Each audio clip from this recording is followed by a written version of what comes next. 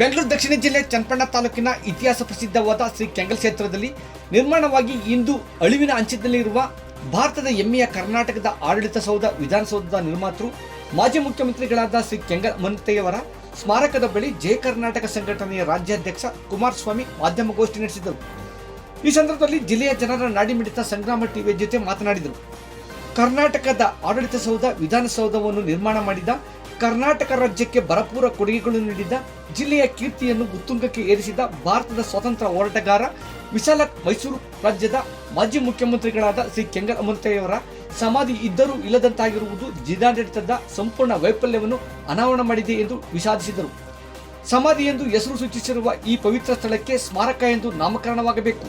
ಶ್ರೀ ಕೆಂಗಲ್ ಹನುಮಂತಯ್ಯರವರ ಪ್ರತಿಮೆ ನಿರ್ಮಾಣವಾಗಬೇಕು. ಪ್ರತಿದಿನ ಸ್ಮಾರಕಕ್ಕೆ ಪೂಜೆ ನಡೆಯಬೇಕು ಹಾಗೂ ಅವರೇ ನಿರ್ಮಿಸಿದ ವಿಶ್ರಾಂತಿ ಗೃಹಕ್ಕೆ ಕಾಯಕಲ್ಪ ನೀಡುವಂತೆ ಜಿಲ್ಲಾಡಳಿತಕ್ಕೆ 1 ತಿಂಗಳು ಗಡುವು ನೀಡಿದರು.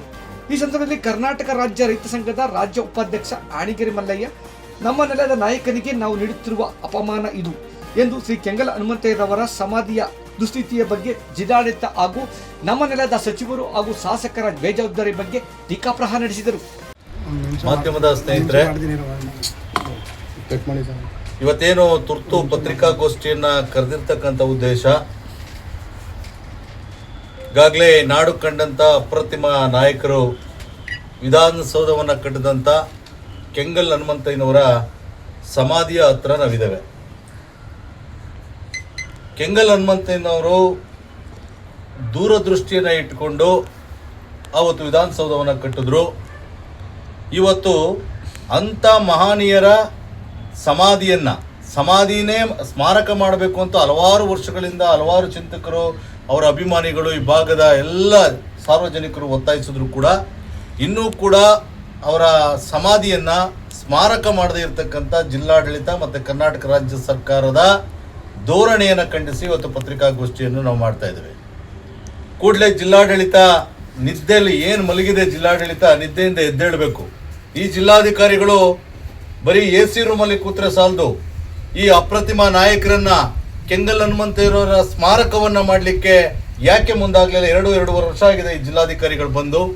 ಇಂದಿನ ಜಿಲ್ಲಾಧಿಕಾರಿಗಳು ಮಾಡಲಿಲ್ಲ. ಹೋಗ್ಲಿ, ಈ ಜಿಲ್ಲಾಧಿಕಾರಿಗಳಿಗೆ ಇಲ್ಲಿ ಅವ್ರ ಸಮಾಧಿ ಇದೆ, ಕೆಂಗಲ್ ಹನುಮಂತಯ್ಯನವರ ಸಮಾಧಿ ಇದೆ ಅಂತಕ್ಕಂಥ ಮಾಹಿತಿ ಏನಾದ್ರು ಗೊತ್ತಿದೆಯೋ ಗೊತ್ತಿಲ್ಲ. ದಿನನಿತ್ಯನೂ ಕೂಡ ರೈತರ ಭೂಮಿಯನ್ನ ಕಬಳಿಸ್ಕೊಳ್ಳುವಂತ ಹುನ್ನಾರವನ್ನ ಮಾಡಲಿಕ್ಕೆ ಜಿಲ್ಲಾಧಿಕಾರಿ ರಾಜಕಾರಣಿಗಳ ಜೊತೆ ಸೇರ್ಕೊಂಡು ಮಾಡ್ತಾ ಇದ್ದಾರೆ ಹೊರತು ಇಂಥ ಮಹನೀಯರನ್ನ ನೆನೆಸ್ಕೊಂಡು ಅವರ ಸ್ಮಾರಕವನ್ನ ಮಾಡಿ ಇಲ್ಲಿ ಪ್ರವಾಸಿ ತಾಣ ಅಭಿವೃದ್ಧಿಯನ್ನು ಮಾಡಬೇಕು ಅಂತ ಒಂದು ಕನಿಷ್ಠ ಸೌಜನ್ಯನು ಕೂಡ ಜಿಲ್ಲಾಧಿಕಾರಿ ಜಿಲ್ಲಾಡಳಿತಕ್ಕೆ ಇರದೇ ಇರತಕ್ಕಂಥದ್ದು ನಾಚಿಕೆಗೇಡಿನ ಸಂಗತಿ. ಮತ್ತೆ ಒಂದು ವಿಚಾರವನ್ನು ಹೇಳಲಿಕ್ಕೆ ಬಯಸ್ತೀನಿ. ಕೆಂಗಲ್ ಹನುಮಂತಯ್ಯನವರು ಬದುಕಿದ್ದಾಗೂ ಕೂಡ ಅವಮಾನ, ಸತ್ತ ಮೇಲೂ ಕೂಡ ಅವ್ರಿಗೆ ಅವಮಾನ.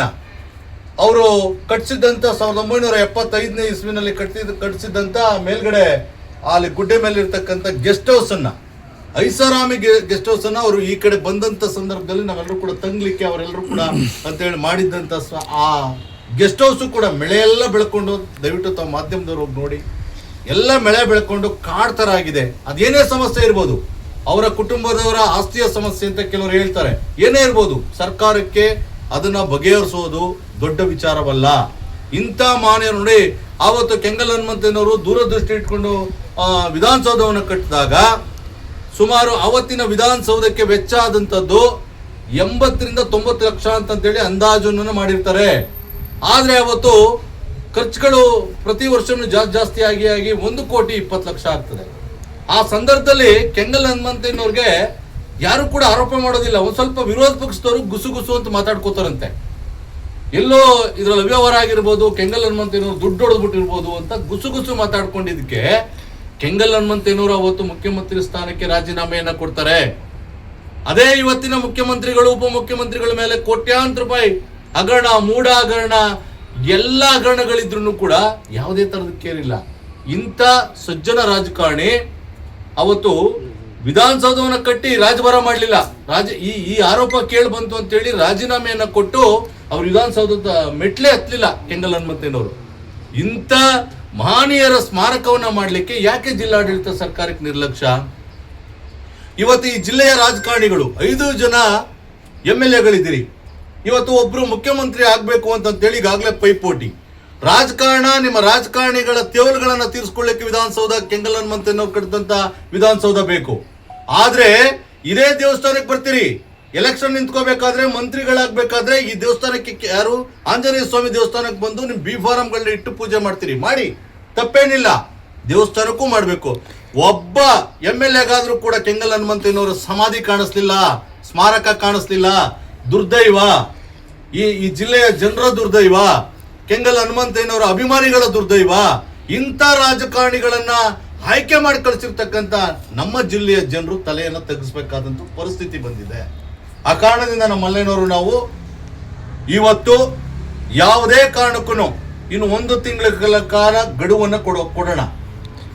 ಅಷ್ಟಲ್ಲೇನಾದ್ರೂ ಈ ಸ್ಮಾರಕವನ್ನು ಮಾಡಿ ಅಭಿವೃದ್ಧಿ ಮಾಡಿ ಪ್ರವಾಸಿ ತಾಣ ಎಲ್ರಿಗೂ ಕೂಡ ನೋಡುವಂತ ಪ್ರತಿನಿತ್ಯನೂ ಕೂಡ ಇಲ್ಲಿ ನೋಡಿ ಪ್ರತಿಮೆಯನ್ನ ಮಾಡಬೇಕು.